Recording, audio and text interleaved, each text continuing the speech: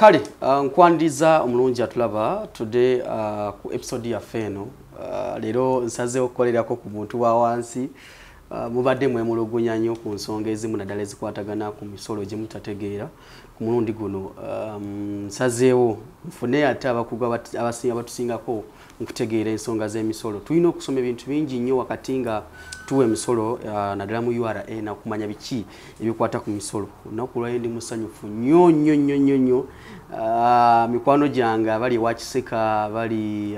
Mini Price abali mu kibuga downtown n'okwetooloola Uganda yonna n'aba shipping ebintu namikwano gyange abali China mirimu egy'enjawulo. Olwaleero tugenda kufuna okuddibwamu mirimu gino gye tukwasaganya. On set nina omukulu njagala asooke atubuuzeeko atulawo olunaku olwaleero nga tulina kugenda mu maaso okwogera ku nsonga zino. Taata nsanyusa okulaba. Mulambuli butya? Amanya gaffe mukama wange. Amanya Magera Steven. Magera Steven. Yes, Magera Steven yani? Magera Steven managing partner wa company wajita Continental Tax and Trade.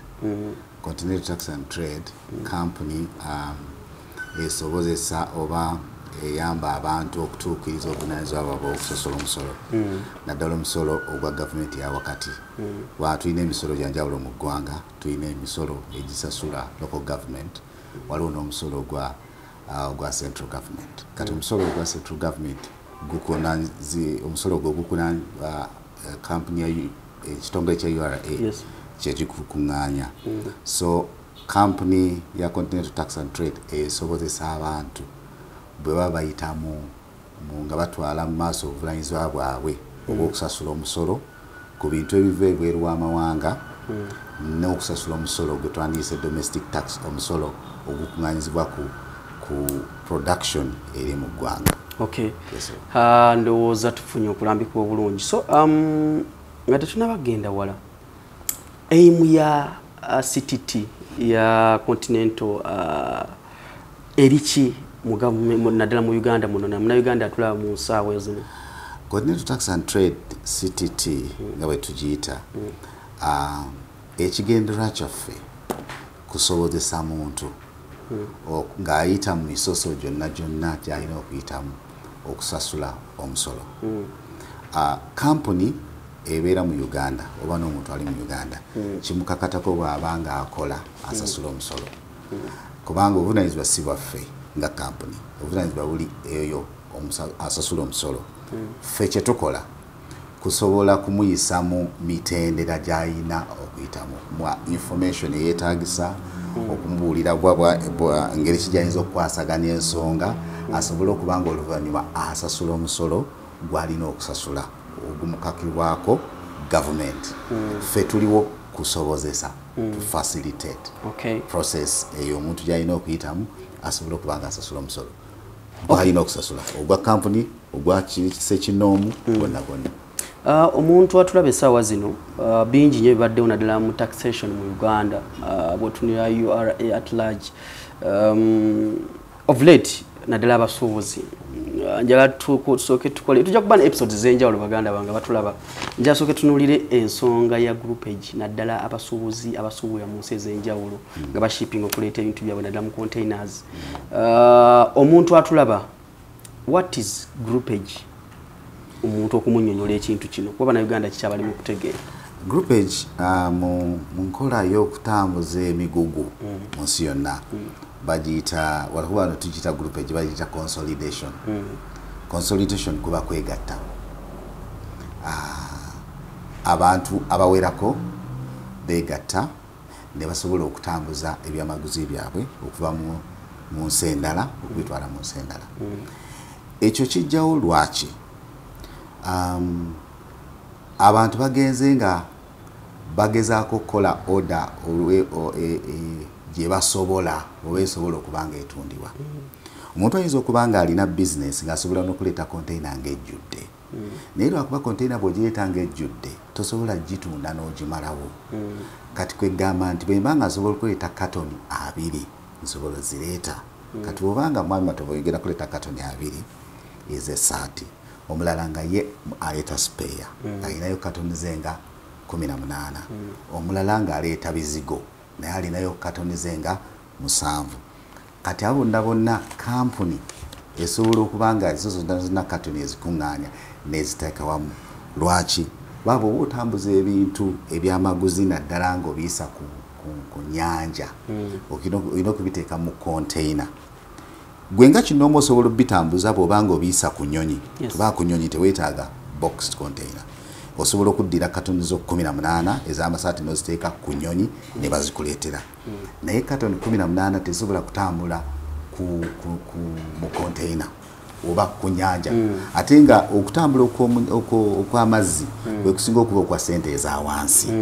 Kale ate nga tolina busobozi buleeta container no, so mwegatta. Kampuni ebasobozesa, waliwo kampuni ezibasobozesa negamba no nga zo zirina warehouse mu bifo by'enjawulo mu UK, China, Turkey, ne babigatta ne babiteeka wamu. Ne bagamba mwenna tugenda batambuliza ebintu mujja bisanga e Kampala. Nga bwe tulaba banaffe abasala bedi bwe bakola. Sala bedi, Awikago, Marias Kago, abo bonna gy'emirimu gyabwe. So kati ogenda ku office yaabwe n'obawa kyonna ky'obawa bo be batetenkanya ne bamanya nti eno container yeetaaga tani 22. Ne bapima ebyo nti olina tani 3 owe tani 6 ne bagatta ne bagweza tani ezo zennyini ne baziteeka mu container obuzito obwo bo ne babibalancing era banabo babalancing obungi obuzito ne balaba nga babireeta. Kati babireeta oyinza n'okuba nga olina ebintu ebingi ne bagamba nawe mu kubalansinga tujja kuteera mu container emu ate ne mu container endala tukuteereyo ebintu. Kati ebyo kye tuyita groupage okwegroupinga mu njogera endala bayita consolidation. Naye nga kizze lwakuba kati kiri abantu bakikozesa nnyo lwakubanga bwe nkugambye nti tosobola kuleeta bintu bingi, oyagala kuleeta ebintu ebitonotono kubanga toyagala kusigaza wano ng'ebintu biri mu store abisigaza nga biri eyo nga tonnabisasula asingako n'ofuna order n'omanya nti nsobola kukozesa bungi bwe buti n'obeera ng'ebyo byosobola okutambuza. Kati ne bw'obeera ng'oli munene ng'osobola okuleeta container n'okizuula nga eno enkola ekuyamba kubanga osasulako bitono ne bijja n'obitunda. Abantu n'okutambuza akasente olumu tekabeerawo nti nno ne bwe nga nsobola okuteeta container yonna naye kuba kugamba nti kandeete ebitono ntunde nzizzeeyo ndeete n'ebirala kuba kutambuza nsimbi. Yes. Group ejene yambirawa omusuubuzi asuubula mu nsi ez'enjawulo? Emuyamba nti newankubadde nga kyaleeta kitono tajja kufuna buzibu kusobola kisaabaza. Ajja kisaabaza n'abantu abalala. So teweetaaga kuba na bungi bujjula container, weetaaga kuba na busobozi bugula ekyo kitono ky'osobola then n'okikwasa company esaabaza ebigatta n'ebireeta. So obungi si kyekikulu kati kubeera nga olina akasente akagula ekyo ekitono nosobola. So buli muntu yenna asobola okugula ekintu mu nsi yonna teyeetaaga kuba na sente nyingi kuba bw'ogobako emabega myaka nga 2 emabega wali weetaaga okuba ne sente nyingi nnyo okuleeta ebintu kubanga tojjuza container wali tusobola kukola obaolyawo. Naye kati n'alina asobola okuleeta eddazini 5 naye asobola ozireeta kubanga eyo enkola ya groupage ya consolidation naye musobozesa okuzannyamu akatale ng'abanene nabo bwe bandibadde bakola. Yes. Groupage eno bannayuganda ng'amaze shipping ebintu byabwe babireese mu Uganda kati waliwo enteekateeka nti wali bibadde byogerwa nti ebya groupage biri mu mbu abasuubuzi boogere nti baaweze groupage bo bakifunye nti tebakyakiriza kugatta katugambe nti emigugu gyange gigatta n'egyono okugatta n'ono bo bakifuna omuntu okumutegeezaamuko kigendererwa kirigenda mu maaso naddala mu side ya URA yagobye groupage oba ekyaliwo oba bakyusiza mu nkola yaayo? Actually URA tennaba kugoba groupage n'akamu era tennaba kugaana abantu kuleeta bintu nga bagasse. Abantu bonna basobola okwegatta baleeta ebintu mu ggwanga bakkirizibwa era URA tennaba kuteekawo mbeera ebagaana. URA kyegamba kiri bwe kiti bw'obanga Stephen oleese ebintu olinayo katoni zo 18 ez'amasaati Mwami Matovu aleese filter katoni 2 bwe n'omulala n'aleeta ebizigo katoni 7 tekirina mutawaana mubigatte mubiteeke mu container nebya bintu abalala nalese tayiro alese hardware mubireeta naye bwe mutuuka wano mu ggwanga twetaaga okulabanga Steven ayina katoni ze ez'amasaati azikiryalinga twetaaga Mwami Matovu naye akiryalinga ebintu bye kati wabeerawo process gye tuyita deconsolidation eri kubeera kugatta bw'otuuka wano mu byawule bigatte e China bigatte ettake bw'otuuka wano byawule kubanga bw'obigatta ettake oba e China bijjira mu linnya limu erya kampuni eyo nga Maria's Cargo yejja kubanga yeesaabaza ebintu era empapula zonna ezisaabaza ebintu zibeera mu mannya ga Maria Cargo naye ate nga Maria Cargo akimanyi nti ebintu ebyo bya Matovu Steven Nakajugo Okero be balinamu ebintu bwe mutuuka wano abo Okero Steven Matovu mweyawule buli omuntu atengerere ayiteme emisoso gye asasula omusolo gwe naye temwegatta ate kusasula mukolo mwenna wamu kubanga muli banjawulo ekyabasobozesa okwegatta kwabadde kusoboza bintu byammwe kutambula kubanga buli lumu abadde talina busobozi buleeta container ye naye bwe mutuuka wano mweyawule kati URA ekyeyagala ekyandibadde ekituufu nti bw'otuuka wano buli omu aggyeko ebibye era bw'oggyako ebyo ne babibala ekusobozesa gwe nga kinoomu okukola kwezo katoni zo 18 nozikiryalinga kakati bano kyebadde batyamu nti bw'oleeta ebintu ebyo tebanakutegeera nti omusolo osasula gugwo emabega wali nga Maria's Cargo gavumenti yereese ebintu yekiryalinga n'omusolo Maria's Cargo waliwo companies ez'enjawulo ezikola kitwayise consolidation ezigatta ebyamaguzi by'abantu ne babasobozesa okuzisaabaza ozireeta kampuni ezimu zo zibadde nga zikola mu nkola eyo gye njogeddeko naye ng'ate kampuni endala tezikola mu nkola eyo kampuni endala ezitakola mu nkola eyo zibadde nga ezimu za bantu nga muntu nga bonaagamba Mwami Sekajugo n'aleeta ebintu nga biri mu mannya ge naye ng'ate amanyi ebintu ebyo birimu Matovu Okero Nakintu bonna mwebali babyawula batuuse eno babadde nga abamu tebaagala na byawula bw'atuuka wano era abikiryalinga nga Sekajugo bw'amala kukiryalinga byonna n'atandika ate obbigaba naye ate ekyo si kituufu Dwala egamba nedda ebintu si bibyo gwe wasobozesa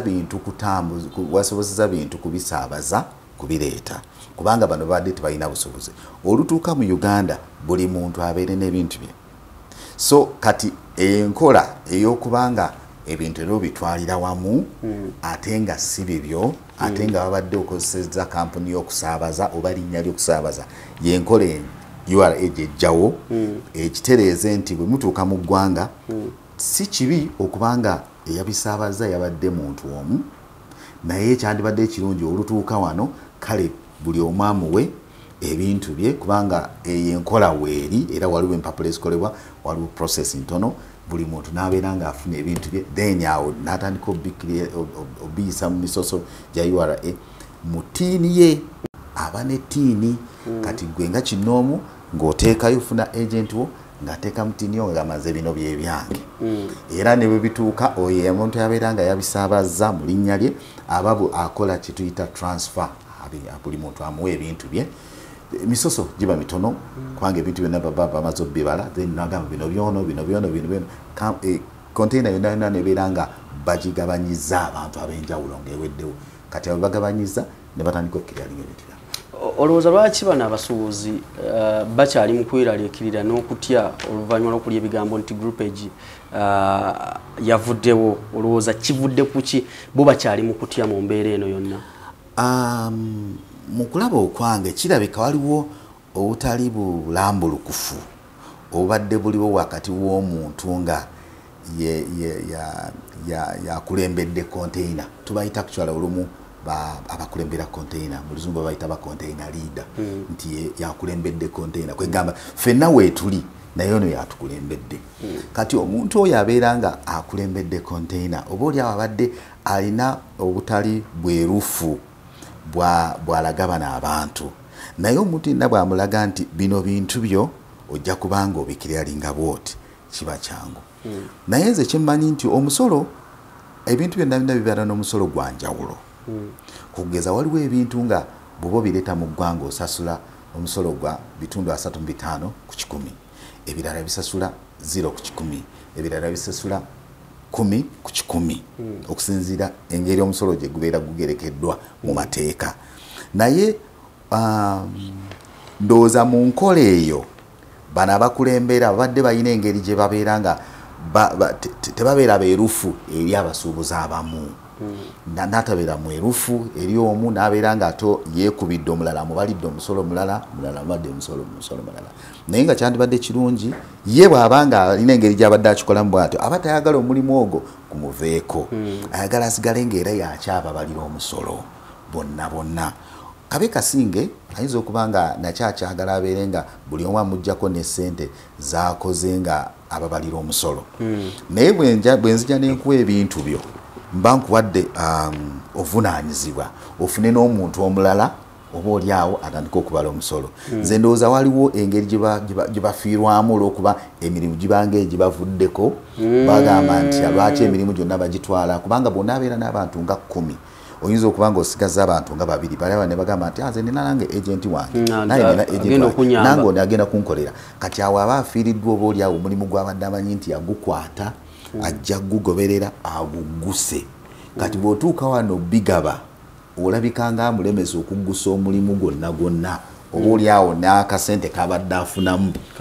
kaba kakendedde. Nze bwe ndowooza eyo opinion yange eyinza okuba ntuufu naye oyinza okubabuuza n'obuuza nti kikyosala okubanga ebintu obituusizza wano ate n'obiwa nannyini byo abeere nga abikira. As CTT tuyambye tutya omusuubuzi ono okumanya ebintu bino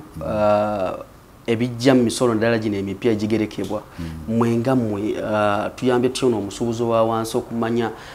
ebintu ebipya biba bifulumye naddala mu URA nga mwe mubayamba mutya? Ekisooka abantu tubakubira omulanga okutuukirira abantu abalina obumanyirivu mu bintu. Obumanyirivu ebintu by'omusolo abantu bangi nnyo babitambuliramu naye obumanyirivu bwa njawulo. Abantu bayinza kubanga obumanyirivu balina bwa njawulo. So abantu makubira omulanga nti bandibadde beetanira kampuni ezirimu abantu abalina obumanyi obw'endawulo oba oli abo ababadde mu mulimu okumala ebbanga eggwanvu nga basobola okuba nga babalambululira. Ffe kye tuteekako nnyo essira omuntu tetwetaaga asasule musolo ng'ali mu kizikiza. Njagala omuntu asasula omusolo ne URA eyagala omuntu asasula omusolo ng'ali mu kitangaala. So twetaaga omuntu omubalira nti omusolo guva mu kitabo bw'ekiti. Kati okugeza omusolo oguva ogw'ebintu ebivamu ebweru w'eggwanga gwonna guli wano mu kitabo ekyo. Kitabo kinene. Kakati kikino common external tariff gwonna ebintu byonna ebiva mu mawanga gonna ebijja wano biri mu kitabo muno mwebiri kubanga omusolo era wano wotunula koodi yago ebigambo ebiraga ekintu ki wano kipima otya wano omusolo gwina kusasula gwe. Ala ekitabo kiri mu page nga meka? Aziri page nyingi. Bwe twogera mu page wa mu Uganda omuwalo n'olupapula bweruti teyetaaga kumanya bino byonna. Kati tuba tugamba nti anonyamu gwe gwasobola kati bajja wano tumunyonyola nti kijabo kikino naye gwe tujja kebera oli ku page nga 5 waleese eki nti nze naleese bintu bwe biti woven fabrics za cotton nti za cotton ezo ziri ku kodi bweziti ogenda kusasula omusolo bweguti era bazipima bweziti za kilo tujja kuyita mweno process. Kakati okwo okumanya omusubuzi akwetaaga okumanya okwo si kulungi kulekera muntu mulala. Amawanga amalala abantu ababulijjo bebesasulira n'omusolo ne mudda mu musolo guno gwe twandiise ogwa domestic tax okufiringa omusolo kikakatako gwe ng'omuntu muwanga amalala. Abantu bonna bakitwalanga buvunaanyizibwa bwaffe. Wano eyo gye tulina okulaga. Tulina okukkiriza nti tulina we tuli naye tulina okugenda we tusaanidde okutuuka. We tusaanidde okutuuka wali nti manya ebintu byo ngene omuntu alina obumanyi akubikkulira kino ekitabo kubanga kyangu nnyo kubanga abantu bonna tebaleeta bino bintu byonna buli muntu ayinza okubanga omuntu azanyira mu kakodi kamu kokka ye edduuka lye litambulira ku kodi nga yagikwata y'amasaati gokka kwatambulira ayinza n'ogikwata ne tumubuulira ebigifaako byonna etambula bweti kati owa spare naye najja ne tumugamba filter zibeera bwe ziti bonna mwebali omu filter zibeera ziti battery zitambula bwe ziti bino bigenda cable zitambula bwe ziti n'ozimanya kati bw'omanya kikwanguyira okusasula omusolo kubanga omanyi gye guva kati ffe nga CTT bwe buvunaanyizibwa bwaffe si ku omuntu omumusobozesa okusasula omusolo n'okubanga tumuyigiriza obuvo bw'omusolo guno gwogenda okusasula ate olumu gugenda ne gukyuka rates zikyuka oba engereka ekyuka kati engereka bw'ekyuka tuba tukugamba nti nuli wali osasula booti kati kino kikyuseemu kiri bwe kiti omuntu n'amanya so yenjawulo yaffe oba oli awo yengeri gye tuyinza okugatta ettaffaali bantu abasasula omusolo kubanga tubayigiriza nabo ne bamanya oluvannyuma era nga basasula omusolo mu kumanya si mu kizikiza okulowooza nti batutulugunya batukola bwe bati nedda omuntu ali eyo asobola okujjako ku ofiisi wano bw'abanga ebintu bimutabuseeko n'agamba kati nze nalabye omukulu Stephen oba anyone around here akutte ekitabo njagala nsomere nze nganze ngwawa asobola okubatuukirira asobolera ddala bw'ajja wano ku ofiisi yaffe abantu buulira ensonga ye nti nze nina ebintu bwe biti biri wano bwe biti neetaaga munnyonyole n'ayita ntya mu mitendera okulaba nga emitendera ngiyitamu bulungi ate olumu bw'obanga tomanyi olumu ebintu bino ebyokuyita okusasula omusolo bigenda ne birandagana ebibeera nga biwanvu naye bw'omanya nti ebintu byo bituuse tugenda bikola bwe tuti olwo olunaku lumu oba nnaku bbiri olunaku olwokusatu tusuubira tujja kukola kino olunaku olwokuna tujja kukola kino bino bye bigenda okukolebwa kuno kwe kumanya kati kiyamba n'omuntu okuteekateeka bizinesi ye ng'amanyi ebintu nga bwe bitambula n'ennaku zagenda si kugamba nti olwaleero akubesimu ebintu byange mbyetaaga enkya nti ebintu bya tebyazze ate byagudde naye eyo process yonna tuba tugimunnyonnyola nga ze nga kinoomu n'atutegeeza ne tulaba nga tumukwasa ofiisa n'asobola omulambululira byayita okuyitamu emisoso gyonna oba oli awo n'obudde tuteebereza n'obudde ntugamba nti kino kirabika kijja kutwala budde bwe buti ne tubuyitamu n'abeera nga embeera ey'okusasula omusolo tefuuse terina kubeera nga nzito nnyo omuntu yandibadde teyeeraliikirira nnyo okusasula musolo kintwala ku kino olowooza lwaki abantu baffe bano batya okusasula omusolo era ani yandibadde asasula omusolo wano nga mu bulamu bwaffe bwa bulijjo omusolo gugerekebwa okusinziira mu mateeka waliwo omusolo gugwa mu matuluba ga njawulo okugeza bw'obanga ebintu byo biva bweru wa ggwanga Uganda bwebanga biva Kenya, Tanzania, Rwanda amawanga getotolodde waliwo omusolo gwa njawulo bweba biva mu mawanga agasukka kwago waliwo omusolo gwa njawulo kati gomanya nti webanga eno ye bizinesi yange then okusookera ddala nina okusasula omusolo ogw'ebintu ebivudde ebweru w'eggwanga gwe gusooka n'oguyitamu ogugubeera mu customs bw'omala n'oteeka ebintu mu dduuka kati bw'oteeka ebintu mu dduuka ate wabeerawo omusolo okugwanjawulo kubanga ogenda kuba kati ng'otunda ng'ofuna amagoba awo we wayingirawo omusolo gwandiise ogwa VAT gubeerawo buli kintu ky'otunda bw'obanga ebintu byo birina okusasula VAT value added tax kati oba buli risiiti eba erina okubaako ki ogw'omusolo oba olina okuguwa mu URA ogukuŋŋaanya oba olina ozijja ku muntu buli ky'omuguza omuggyako amagoba go n'omuggyako n'omusolo kubanga omusolo gwe wandiise ogwa value kati mbadde nkugamba nti bw'omala guno ogwa international tax ne bituuka mu dduuka kati awo watandikirawo emisolo emirala ekisooka bw'obanga oleese ebitabo ebisinga bibanga nga byakusoma tebibeerako omusolo okugeza buleese calculator nga z'otunda kati calculator zo zireese dazini mpitirivu kati bw'obanga ekisooka olina okubanga okuŋŋaanya VAT olina okubanga bakuteekako VAT nti omusolo okusasula ate mu nkola kati eriwo ennaku zino oba olina okubanga oli registered ku busobozi obwa IFRIS kakiba kitegeeza nti bwe mba ntunda calculator eno mbane omuntu agigula aba alina okusasula VAT ebitundu 18 ku 100 ebyomuwendo gwe muwadde kati bwe mbiteekako mba nkuŋŋaanyiza ezo ssente okuva ku gwe kubanga onguzeeko naye buli nnaku z'omwezi bwe zituukira 15 buli mwezi ezo ssente ze mba nkugjeeko mba nina ozisasula mu URA kati ogwo gwe omusolo mulala bwe tuvaawo gwe ng'omuntu ng'olina edduuka oba oliawo olina abakozi wabeerawo kye tuyita pay as you earn kubanga osasulwa omusaala ate nagwo gulimu era emitendera waliwo ekkomo ogamba okukka wansi wa zino ssente emitwalo 10, 15, 20, 24 tojja kukola ki kusasula omusolo naye bw'osukka emitwalo 25 ogenda waggulu tukusuubira nti oyina okusasula omusolo kati tukusuubira nti buli mwezi bw'oba osasula omusolo bw'oba osasula abakozi bo otoolako ezo ssente nazo buli mwezi n'ozisasula URA. Tugambe eri gye tukolera bagamba batuggyeko pay as you earn. Pay as you earn. Ogwo baguyita pay ogwo weeguli. Ate oluvannyuma lw'ebbanga eggwanvu obeera ng'obalansinga ebintu by'oleese calculator n'oteekako ssente eza renti n'oteekako ssente ez'amazzi n'oteekako ba transport n'oteekako emisoso gyonna ne ssente endala zonna n'obalamu ng'ofunye amagoba kati bw'omala ng'ofunye amagoba then wabeerawo income tax kibeera kitundu ku magoba g'ofunye oluvannyuma lw'omwaka omusolo so omusolo gubeera mu mitendera si mungi gwa mitendera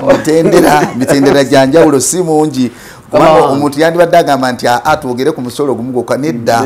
emitendera gyanjawulo guli musolo gwa magoba guno musolo gwakuba nti ekintu kyegasseeko omuwendo guli omusolo gwakuba ebintu byasaza ensalo ogwo gwonna musolo wano omuntu alina bana small and medium enterprises balina omusolo gwe tuyita presumptive bagugereka ne bagamba bw'obanga otambulira mu ssente bwe ziti olina kusasula ssente bwe ziti omwaka ezo nazo ogenda ku ofiisi z'omusolo ne bagereka ne bajja ne balaba ne bagamba nti abantu abali ku eno street bwenti enkola yaabwe erabika eri bweti gwe tukusuubiramu emitwalo 5 buli mwaka ati oyo abeera uno gwe bagereka ogeresaga nti anti kati wano kyaka muyingiza nnyo babaako naye okusingira ddala baba baagala si kuyingiza nnyo baagala kulaba empapula zo buli kitongole ekituuka aba ofiisa ne bajja mu bizinensi yo nga tolina biwandiiko biraga bizinensi yo nga bwetambula mu byensimbi oba baleetedde okusoomoozebwa kunene nnyo baba balina okusalawo engeri gye bayinza okukuwooza naye bw'oba ng'olina ebiwandiiko nti zino kwe kugula kwange kuno kwe kusaasaanya kuno kwe kutunda kwange kibanguyira nnyo okugamba ggwe ogwa mu ttuluba bwe riti ery'okusasula omusolo wano ba auditor bagiramu okujja okumanya sente bwe zitambula ebyenfuna ebitambula mu kampani bwe bajja okutegeera nga bw'oddukanya bizinensi yo n'ebiwandiiko by'olina omuntu wa wansi yandibuuziza lwaki mujja mwe mumanye ebyenyingiza n'enkola yange ey'enfuna y'essente okusookera ddala kyandibadde ggwe kubeera nga obeera n'ebintu byo bino kubanga bikuyamba okuddukanya bizinensi yo mu ngeri bwe yandibadde ng'eddukanya naye ate lwakuba buli muntu akola bizinensi mu ggwanga okusinziira ku mateeka olina okusasula omusolo kyekireeta URA okubanga tolambulula biwandiiko byo tobalaga engeri ki gy'osaasaanya yensonga lwaki bajja ne bagezaako okutunula okulaba ebiwandiiko byo bitambula bitya okujja gy'oli basooka kujja ne bakusaba obalage oba tubalaze bulungi ne bagezaako okukozesa okumanya kwabwe ne basobola okuwa ekifaananyi naye nga kyandibadde kikakatako buli muntu yenna ekisookera ddala bizinensi y'okubanga agirambulula mu buwandiike kubanga kimutaasa okumanya omusolo gw'alina okusasula kuba bw'otakikola then URA esobola okubanga ejja ne baako okwogera naawe ne bako kyesalawo naye nga tebajja nti nno baagala kuliyingiriza kulaba buli kikyokola nedda bw'obanga enteekateekayo ey'empapula n'ebiwandiiko n'ebizinga by'entambula nga namulukufu tebeetaagana kujja emirundi egisinga okujja okunonooza ekigenda mu maaso banonooza lwakuba baba balina ekitali kiriya oba waliwo ekintu kyotalambulula bulungi nekibakako okujja okwetegereza naye lwakuba amateeka mu ggwanga buli muntu bwobanga okola ebintu ebyenfuna weetaaga okubanga osasula omusolo kino kineeta ku kino ku bantu be bajjamu omusolo bagamba nti yes omusolo tetuganye tugusasula bati omusolo guno gukola ki ye ng'omuntu wa wansi buli wayita ku luguudo n'agwa mu kinnya n'agamba bane batugjamu omusolo gukola ki omusolo gukola ebintu bingi nnyo bw'oyita mu kkubo erimu nga lirimu erinnya waliwo erikkubo ly'oyitamu nga teririmu binnya kuba amakubo ga njawulo obulawo olw'enfuna y'eggwanga essente oyinza okuba nga bwezigabanyaamu tesobola kukola nguudo zonna naye kankubuulire bw'ozuukuka kati ku makya ng'oyagala kuva Kampala ogende mu bifo ebyenjawulo waliwo enguudo nga teziri mu binnya waliwo ezitandikiddwa nga bazikola waliwo ezaggwa okukola waliwo ezikaddiye kakati tojja kugamba nti nno ekinnya bwe kikkuba n'obuuza nti nno omusolo gugenda wanedda guyinza okuba gwagenze eri gy'ovugira ku muswetwe oba oli awo ne bwogenda mu bintu ebirala oyinza okusanga wamu nti oba eddagala oba ttono awalala oba weeriri kale lwakuba ebyokutetenkanya bya gavumenti binene naye ate ekyo si buvunaanyizibwa bwaffe nga nze wano asobozesa abantu okusasula omusolo ate era si buvunaanyizibwa bwa URA okubanga ekola ensaasaanya obuvunaanyizibwa bwa URA kuŋŋaanya musolo neguwa abalina obuvunaanyizibwa abazisaasaanya abakulembeze bava mu paalamenti baba byogerako babeera ne baminisita be bagabanya ensimbi abo ne basalawo kye zigenda okukola so ng'omuntu wa bulijjo olina okumanya nti bw'obanga ekinnya kikkubya walala kiba kirungi naye ate URA olumu abantu bagitunulira bagibuuza ebibuuzo bino nga bikambwe nti sente zaffe zigenda wa nakoze bino nakoze ebyo ebibuuzo tebayinza biddamu nnyo kukumatiza kubanga mu kusaasaanya ensimbi tebatuulayo mu kakiiko ako kubanga obuvunaanyizibwa bwabwe bukoma mu kuŋŋaanya solooza nakulaba nga bwe basolooza bateeka mu ggwanika ly'eggwanga tulina kye bayita tini namba kyogerwa nnyo buli omu afune tini making sure nti olina tini namba omuntu agenda otandika ka business yebuuza tini namba kiki era ekola ki actually abantu bakiyita nnyo tini namba naye ffe kusaidi yaffe tugiyita tini bweoyogera tini namba tokateekako ati ino wansi bagamba tini namba twagala batereeze mugiyite nga tini bw'oba oyagala kuteekako namba giyite tax identification number naye mugiyite nga tini kiba kiwedde akoma ku tini kimala enamba kakwe kali ku tini kwenyini kabeera ka namba so bw'ogamba nti nno tini komaawo tini oteekako tini namba yongero bajjojola tini bw'ogamba nti tini togattako namba nedda nange ontwalidde okujawo ng'ogambye naye ate ogedde nga bwe boogera naye ebeera nini namba naye teri nini ebeera nini ebeera nini kuba ebeera national identification number nini naye tutambulirawo kasitutegeera tini kyeki buli muntu asasula omusolo okuzira ku mateeka amateeka abagenze bagakyusa kuba gye tulaga mu maaso ojja kubanga omuntu olina gye wandiise nini ejja kubanga ekwatagana n'ekiwandiise tini gye tulaga naye we tutambulira kati buli muntu asasula omusolo obeera ne kyetwandiise erinnya lyo oba kyekiraga nti yeggwe mu records z'omusolo kati ekiraga nti nze Magera Steven nina tini kati enamba buli muntu asasula omusolo actually buli musolo ogusasula gubeera gukwatagana ne ani asasudde ani asasudde yeyo namba kuba tewali musolo gusasulwa gw'osanga mu records za URA ogwota bw'ogezaako okunoonyereza olina okunoonya ani eyasasudde kati buli muntu okusasula okubeera mu database ya URA olina okuba n'ekyebandiise TIN. Ekyo kalinaku zino kyangu nnyo kubanga bw'ogenda ku mutimbagano osobola okufuna TIN nga toyise misoso mingi nnyo bakikyusaamu emabegakaawo emyaka emabegako lwalinga lutalo obeera nga agenda obaoliawo okufumbiza okugamba nti noogenda emisoso bagamba leeta kino naye kati byangu nnyo naye nga buli muntu alina okukimanya nti bw'obanga ogenda kubanga olina enkwatagana ne URA ng'ogenda kusasula omusolo weetaaga tax identification number gyetuyita TIN. Kyangu ogifuna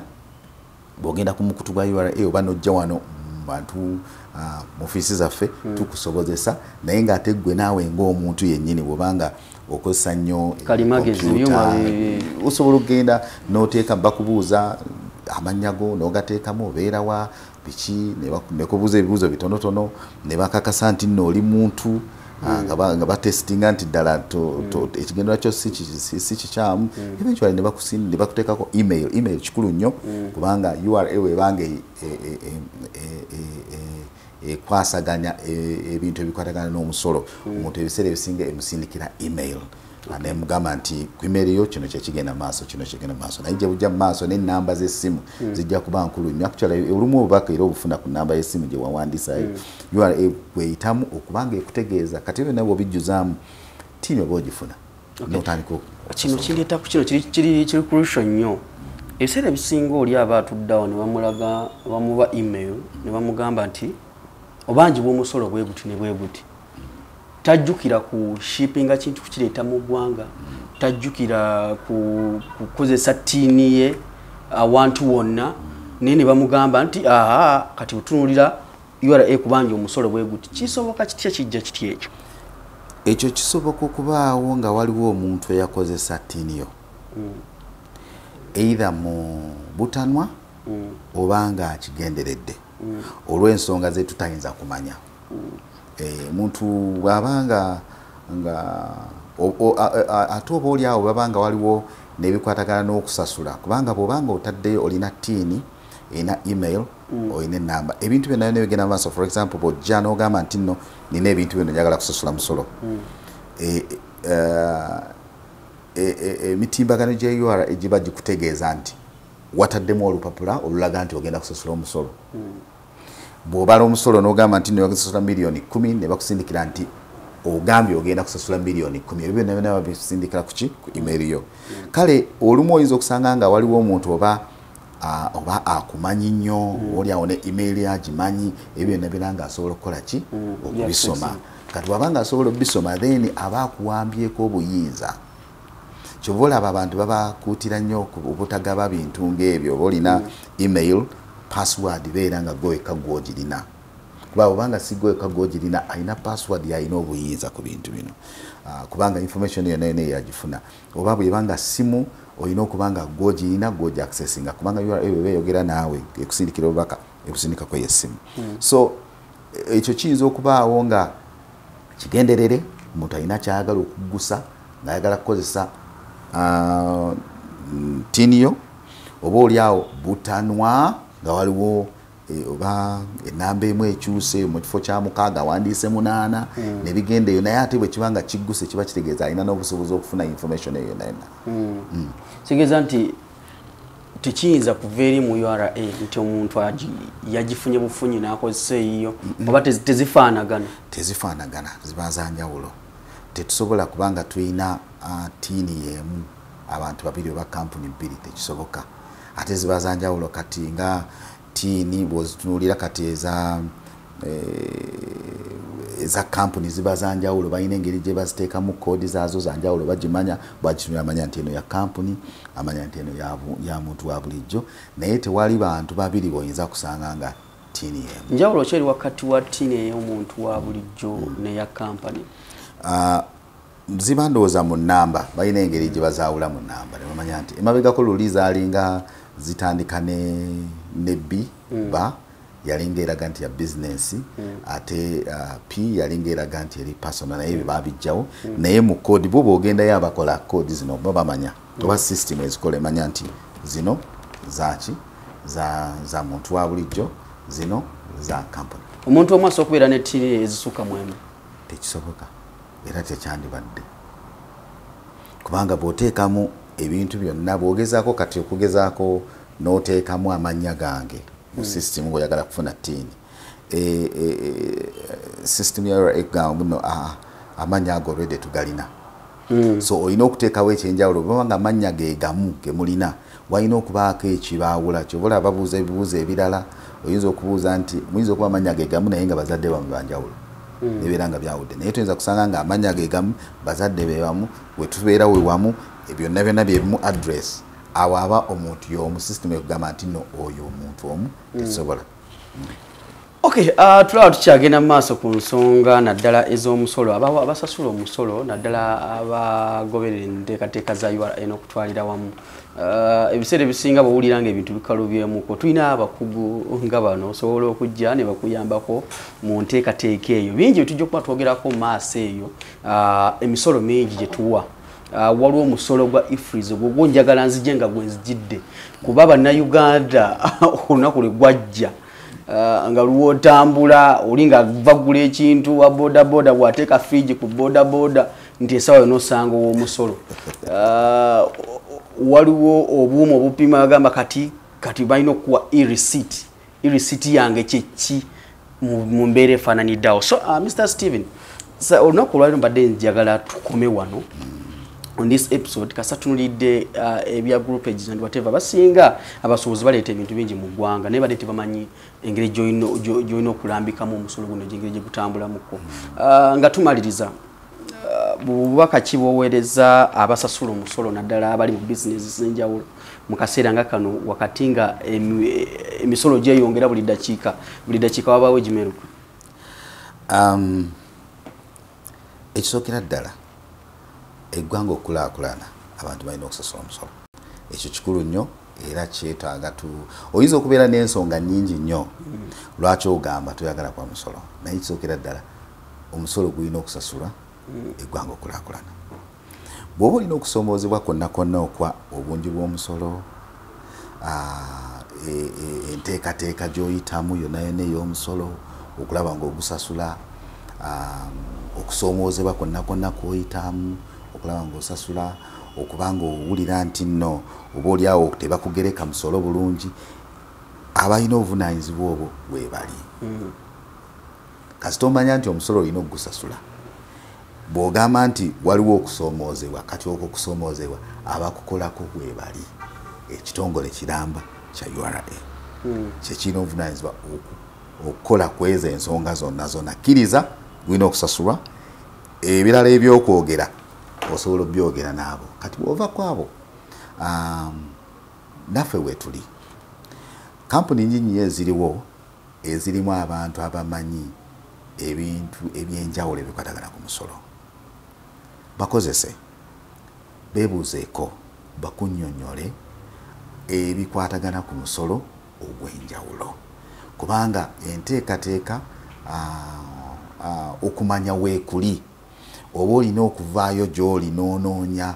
knowledge n'onoonya okumanya okwo nkusanga wa yensonga lwaki abantu bava waka ne tutwala abaana ku ssomero kubanga ogamba balina kye banoonya balina okumanya kwe banoonya kubanga balina okumanya okwo baba gye bali naye bw'obanga ofuna okunyigirizibwa ate n'otagenda eri abantu betumanyi nti balina obuvunaanyizibwa obwo nga URA ate nga balina nabo okumanya ate n'otagenda mu bantu abakwasaganya ensonga zino nga company nga Continental Tax and Trade dina oba okoze ensobi kubanga bw'otakola bino bibiri naye nga ate teeka likakatako nti olina okusasula omusolo kiba kitegeeza nti nno ate abalina okukikkaatiriza nti osasula bajja kukusanga mu bbanga etali lyawala ate tebiba birungi kubanga nze kyemmanyi ekitongole tekiyinza kugoba muntu yenna nga kituuseeyo ng'alina kyanoonya n'amakampuni ag'enjawulo tegayinza kugoba muntu yenna ng'alina kyanoonya ku musolo so olina okunoonya abantu bekikwatako bakunnyonnyole otegeere kuba bw'obanga otegedde omusolo gwonna then kikwanguyira okutegeera mu bizinensi engeri gy'ogenda okukwasaganya ensonga obeera nga otuukiriza obuvunaanyizibwa bwo ng'omuntu ali mu ggwanga. Wow. Yes. Omuntu yandiyagadde okubakyalirako so bafuna atya like kuba ayinza okubeera n'agamba kino kikutteko nsobola okunoonya ku bantu bano ayinza kufuna atya Continental? Continental Tax and Trade tukolera wano ku Lugogo Bypass. Lugogo Bypass waliwo ekizimbe kye bayita Mirime Business Center abamu bakiyita kya Vama. Ekizimbe ekyo Vama ye company erina bajaji pichipichi bazitundira tutuula ku mwaliro ogusooka era bw'otuukawo n'obuuza Continental Tax and Trade oba batuyita CTT otuukawo ne tuba nga tukola ku nsonga zo. Obanga tokoze ekyo osobola okugenda ku mutimpagano gwa kompyuta n'oteekamu Continental Tax and Trade osobola okuba ng'onoonya awo ne twogera oba n'otusindikira message oba n'otusindikira email ne tusobola okuba nga tukuddamu. Naye akanamba k'essimu kakulu ako abantu bafe abeeri akanamba k'essimu nako tukalina tujja kubateerawo wansi awo bateerawo basobola otukubira mujje tukubaganye ebirowoozo ku nsonga zino kubanga omusolo tojja kugudduka tojja kugumalako. we twakuliranga ng'abantu omanyi n'okudduka gwalinga gwa mutwe ng'abantu omuvubuka adduka ne yeekweka mu kibira n'avaayo akawungeezi olwo takola n'enkeera baddamu okuyiwa ekiddo era n'addayo mu nsiko. Kaakati ate toyinza kuddukira wano mu Kampala wakati bizinesi olina okugula edduuka lyo kale olina kukwasaganya nsonga kubanga n'abakuŋŋaanya omusolo bamanyi okusongozebwa okuliwo era balina obusobozi bonna n'obumalirivu okulaba nga omuntu bamuwanirira ne bamutwala gyalina okutuuka. Weewaawo nsanyusa okukukyazako olunaku olwaleero ndi wa mukisa nnyo okumanya nange ensonga ezimu nzitegeeredde wano mbadde ndaba ndabe. So omulungi atulaba on the next episode tunaba tuzzeemu okufuna ku mwami Stephen ono tujja kuba twogera ku nsonga ez'enjawulo naddala kukwatagana n'omusolo. Bwe tunaamalirayo ensonga zino ojja kuba obaako ky'oyizeemu bannayuganda naddala abasuubuzi abali mu kibuga n'okwetooloola ensi yonna nga musindika ebintu mu ggwanga Uganda bingi nnyo bye muyitamu naye nga temumanyi babigereka batya mu mbeera eyo. So mutwegatteko mu mbeera yonna eyo mbeere bulungi mwerabe.